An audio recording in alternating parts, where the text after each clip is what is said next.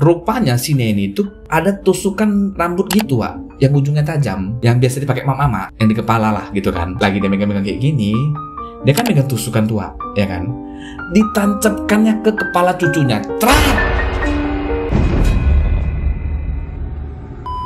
Oh, masuk dia, ketemu lagi sama ku Awek si Tepu. Wah, kali ini aku akan ngebahas seorang wanita yang membunuh suaminya, anaknya, mertuanya, sampai ke cucunya. Dia dijuluki dengan Giggling Granny karena pada saat menceritakan kronologi pembunuhannya itu, dia sambil ketawa-ketawa, Wak. Mungkin kayak gini kali ya, ditanya polisi lah ya kan, kayak mana kronologi pembunuhan kau? Jadi waktu itu suamiku datang lah ya kan, terus dia nggak tahu, ku taruh racun di makanannya, habis dia mati. Serem juga kalau kayak gitu ya, Wak. Gimana kisahnya? Let's go.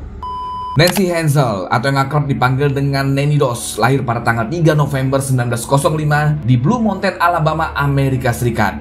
Dia lahir dari pasangan James Hensel dan juga Louisa Holder. Bapaknya ini bekerja sebagai petani dan Neni pada masa kecilnya itu tumbuh sebagai anak-anak yang ceria, happy, dan kalau dilihat gitu kan, nggak mungkin lah dia melakukan kejahatan. Pada saat usia Neni 7 tahun, Neni mengalami benturan kepala yang begitu keras. Jadi gini ceritanya, Wak. Orang ini mau ke satu tempat naik kereta api lah ya kan. Pada saat perjalanan pertama biasa-biasa aja, Wak, belum ada masalah apa-apa. Tiba-tiba kereta apinya ngerem mendadak. Terlempar lah si Neni ini, kepalanya bentur besi. Entah apa yang terbentur di dalam kepalanya ini sehingga membuat dia sering mengalami pingsan dan juga migrain. Nah, di sini si Neni mengklaim kalau kejadian ini memberikan kontribusi pada keinginannya untuk membunuh. Kacau kali, bah. Pendidikan si Neni cuma sampai kelas 6 SD. Masa remaja si Neni selain membantu bapaknya bekerja, dia juga sering menghabiskan waktunya atau hobi sekali membaca novel-novel romantis ataupun novel-novel cinta. Dimana dari bacaan-bacaan novel dia tersebut, dia mengambil kesimpulan bahwa suatu hari aku akan bertemu cowok kaya, mapan, tinggi, putih, bernatrilis, berbulu, brewok, semua sesuai dengan imajinasi lah. Nggak ngerokok, nggak main judi, nggak main perempuan, nggak peminum, nggak suka ngelirik cewek lain. Apa yang diharapkan si Neni, langsung si cowoknya mau. Dan satu lagi, Wak, ini nggak ada. Aku belum pernah ketemu kawan aku yang kayak gini. Kalau ada kawan kalian yang kayak gini, coba komen di bawah. Siapa namanya? Aku mau kenalan. Udah gitu, Wak, bapaknya si Neni ini agak ketat, Wak. Jadi nggak boleh kalau anak-anaknya perempuan itu dandan cantik-cantik, pakai baju cantik-cantik untuk ketemu kawan-kawannya gitu, nggak bisa. Karena bapaknya takut kalau anak-anaknya nanti ini dileceh-lecehkan sama anak cowok. Ya masuk akal juga sih sebenarnya. Cuman jangan ketat kali, Pak. Lama-lama anak kurang bergaul. Ya kan? Pada usia 16 tahun, Neni udah bekerja, Wak, di sebuah pabrik tekstil. Dan disitulah dia ketemu calon suaminya yang bernama Charlie Brex. Dari hasil pernikahan ini, mereka memiliki 4 orang anak. Dan mereka tinggal di rumah mamanya si Charlie. Karena Charlie ini anak satu-satunya, bapaknya udah meninggal. Jadi mungkin disuruh mamanya, udahlah kalian sini aja, ya. Aku sendiri, siapa yang ngerawat aku? Betul juga ya kan? Nah, pernikahan orang ini berlangsung dari tahun 1921 sampai 1927. Dan pernikahan orang ini berantakan, Wak. Belum lagi mama si Charlie ini orangnya nggak jauh beda sama bapak si Neni. Suka ngatur-ngatur. Semua harus keputusan dari dia dulu baru kayaknya oke lah. Gitu ya kan? Kayak gini siapa yang nggak suntuk? Makanya buat yang nonton ini, yang baru mau merit, mendingan ngontrak rumah lah daripada tinggal di rumah mertua. Pertama-tama sih masih oke, masih manis-manis. Ya kan? Habis itu, setelah beberapa bulan merit, barulah kelihatan belangnya si Charlie ini. Sering kasar sama istrinya, udah gitu kalau pulang mulut bawa minuman, dalam keadaan mabuk. Udah gitu pergi berhari-hari, ditinggalnya si Neni ngerawat 4 orang anaknya. Ya stres lah, Wak, Neni ini. Pala dia, kau pikir kau aja yang bisa, aku pun bisa. Dibalas sama si Neni, mulai dia ngerok-ngerokok, ketemu-temu kawannya, mulai dia minum-minum, sampai mabuk. Udah mertuanya kayak gitu, ditambah kelakuan suaminya kayak gitu, ya stres lah. Pada tahun 1927, anak kedua dan ketiga mereka meninggal, Wak. Katanya disebabkan keracunan makanan. Seiring waktu berjalan, akhirnya si Charlie dan Neni Doss cerai pada tahun 1928. Dan si Charlie pun pergi bersama si Melvina dan meninggalkan satu anak mereka yang masih bayi yang bernama Florid. Jadi, si Neni masih tinggal bersama mertuanya. Beberapa minggu setelah si Charlie cabut, mamanya meninggal secara misterius. Dan si Charlie adalah satu-satunya suami yang tidak dibunuh sama si Neni Doss. 2 tahun setelah perceraiannya, Doss menikah lagi dengan Frank Harrelson. Mereka bertemu di kolom dating jodoh yang ada di koran. Maksudnya gini, Pak. Jadi zaman dulu itu bisa kita masang iklan di koran untuk mencari jodoh. Kita buatlah profil kita dan kita mau cowok yang kayak gimana. Ya kalau sekarang kayak aplikasi Tinder lah. Dan pernikahan orang ini lumayan lama, Wak. 16 tahun. Setelah beberapa bulan menikah, lihatanlah belang suaminya suka main tangan, kasar, pecandu alkohol, dan juga memiliki catatan kriminal di kepolisian. Pada tahun 1943 akhirnya si Neni punya cucu, Wak. Namanya Robert Lee Haynes dari anak pertamanya si Melvina. Itu masih biasa-biasa aja, Wak. Belum ada apa-apa, ya kan? Masih slow-slow aja lah. Masih, anakku lucu kali, mirip siapa? 2 tahun kemudian pada tahun 1945 Melvina melahirkan anak kedua. Dan dia minta tolong pada mamanya untuk jaga anaknya. Karena kan kalau habis lahiran itu lemes, Wak, ya kan? Jadi digendonglah bayi tersebut sama si Neni. Karena si Melvin ini kan masih lemes sekali, namanya orang baru lahiran. Jadi tebarinlah di tempat tidur. Pada saat digendong-gendong gitu, sebenarnya si Melvin ini udah agak curiga melihat mamanya. Kenapa? Karena ada yang aneh lah kayak gitu. Cuman karena badannya masih lemas, tenaganya pun belum terkumpul. Jadi untuk berdiri itu udah berat kali rasanya. Udahlah, biarin aja lah. Lagian kan itu cucunya, nggak mungkin dia apain. Gitulah mungkin pikiran si Melvina pada saat itu. Jadi bayi itu lagi digendong-gendong sama si Neni, lagi dimain-mainkan gini. Rupanya si Neni itu ada tusukan rambut gitu, Wak, yang ujungnya tajam, yang biasa dipakai mama, yang di kepala lah gitu kan. Lagi dia megang-megang kayak gini, dia kan megang tusukan tua, ya kan. Ditancapkannya ke kepala cucunya. Trak! Itu kan masih bayi ya, masih baby. Kepalanya kan masih lembek. Mati lah, Wak. Habis itu, Wak, gak berapa lama bangunlah si Melvina ini. Terus dia dapat kabar kalau anaknya udah meninggal. Ya panik lah dia. Siapa yang gak kaget coba kalau kayak gitu? Dipanggil lah suaminya. Anak kita kenapa meninggal nih, Wak? Terus dibilang suaminya, aku pun gak tahu. Ya, kok gak tahu? Tiba-tiba datanglah si Neni. Terus dibilang si Neni, ya anakku udah meninggal.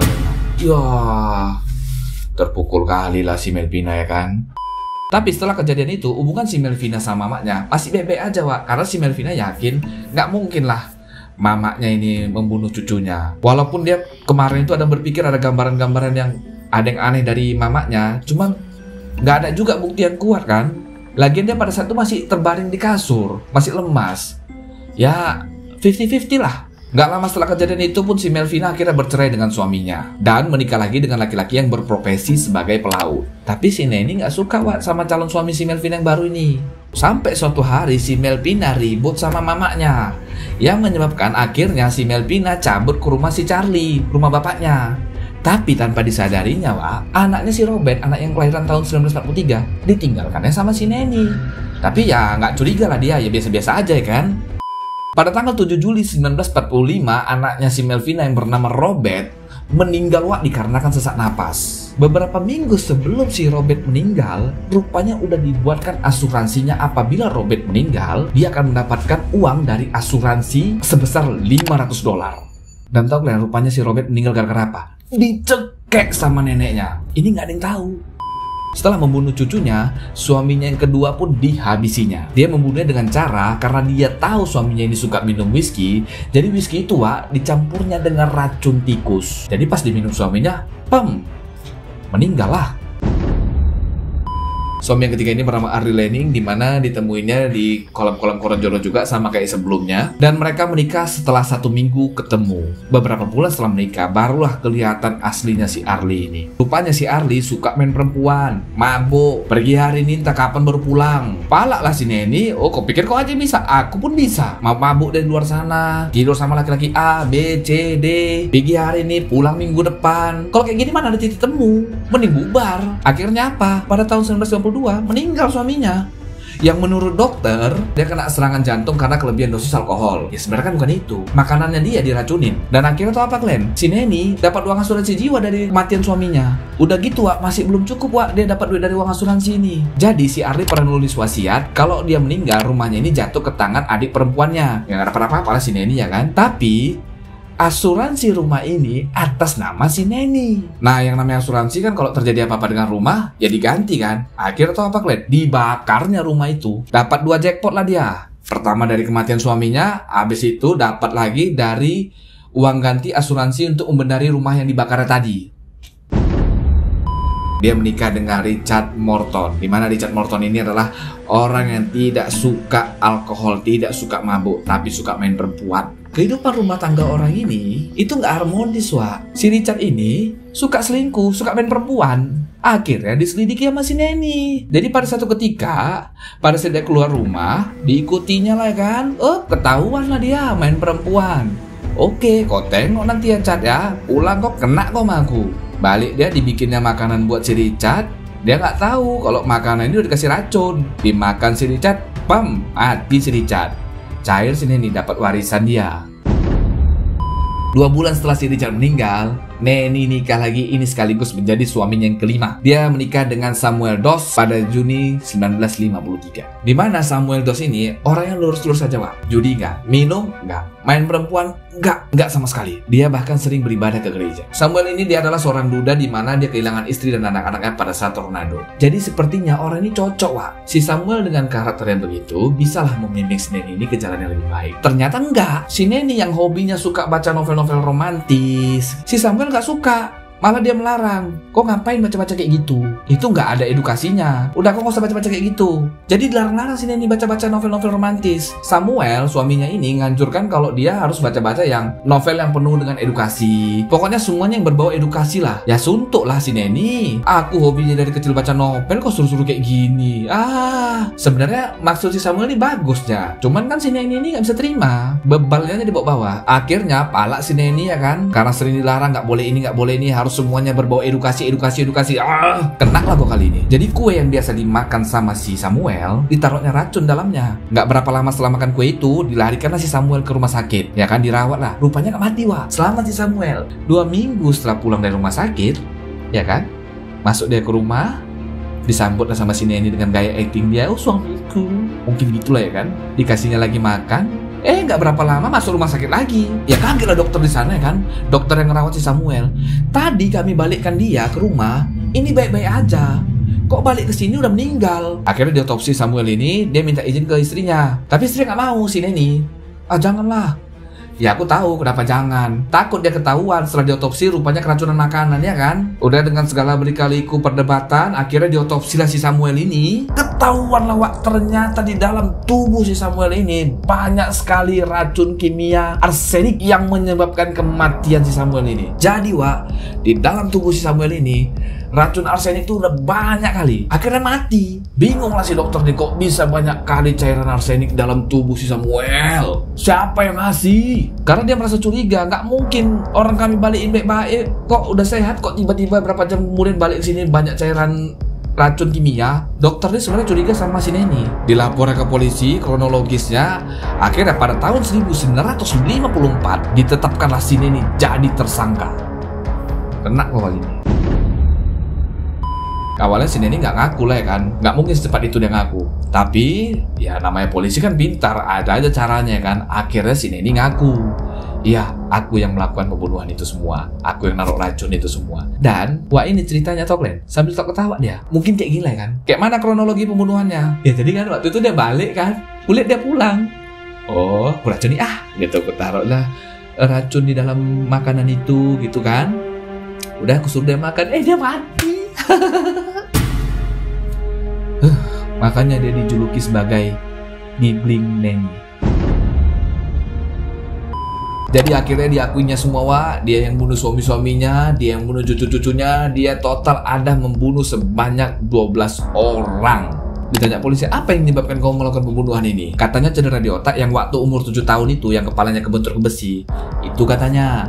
Udah gitu, Wak, katanya lagi dari novel-novel romantis yang dibacanya. Jadi kalau dia belum ketemu pangeran sesuai yang di novel itu, lewat suaminya. Selain 4 suami yang dibunuhnya, dia juga mengaku telah membunuh cucunya, ibu mertuanya, saudara perempuannya, dan selain daripada itu dia tidak mengaku telah membunuh korban-korbannya. Dan Neni Hazel atau yang akrab dipanggil dengan Neni Doss dinyatakan bersalah pada tanggal 2 Juni 1955 dan dia dihukuman penjara seumur hidup. Bahkan di penjara si Neni Doss ini tampak ceria, tampak happy, ya biasa-biasa aja gitu. Dan di penjara dia ditugaskan sebagai tukang laundry, ya tukang cuci baju lah gitu kan. Pernah satu kali dia ngomong mungkin ke sipir penjara untuk pekerjaannya jangan itu lagi. Terus ditanya petugas ini, "Kamu mau kerja apa?" "Boleh nggak aku yang masak makanan?" "Oh jangan. Nggak usah. Mati semua ini kau bikin, jangan. Jadi dia tidak dikasih untuk masak makanan untuk para tahanan. Jangankan masak makanan, masuk dapur pun gak aku kasih kau ya. Mungkin gitulah ya kan. Dan akhirnya Neni Ros meninggal pada tanggal 2 Juni 1965 dengan penyakit leukemia.